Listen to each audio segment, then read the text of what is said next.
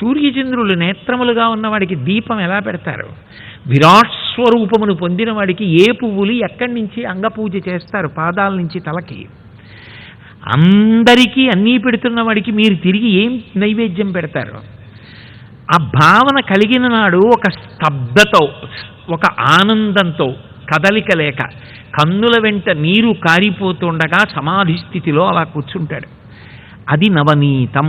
ఆ భావన మనసులో ఎవరి యందు కలిగిందో అక్కడికి ఆయన వచ్చి వాళ్ళకి తెలియకుండా అది తిని పొంగిపోతాడు.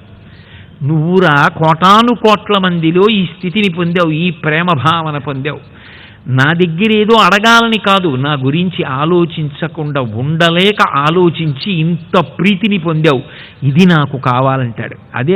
ఇదే భావనని శంకరాచార్యులు వారి శివానంద లహరిలో భృంగీచ్ఛానటనోత్కట కరిమతగ్రాహీ స్ఫురన్మాధవ హ్లాదో నాదయుతో మహాశితవపు పంచేషు నాచాధృత సత్పక్షస్సు మనోవనేషు సపున సాక్షాన్మదీయే మనోరాజీవే భ్రమరాధిపో విహరతాం శ్రీశైలవాసీ విభు అంటారు.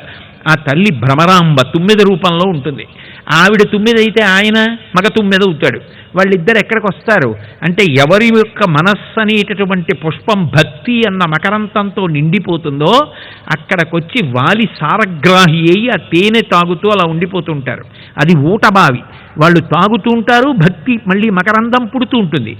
ఆయన లోపల మకరందం పుడుతూ ఉంటుంది, తాగుతూ ఉంటారు, అక్కడే నివాసం ఉంటారు. చప్పుడు చెయ్యరు. ఎందుకని? తుమ్మెద తేనె తాగేటప్పుడు చప్పుడు చేయదు, నిశ్శబ్దంగా తాగుతూ ఇక్కడే ఉంటారు.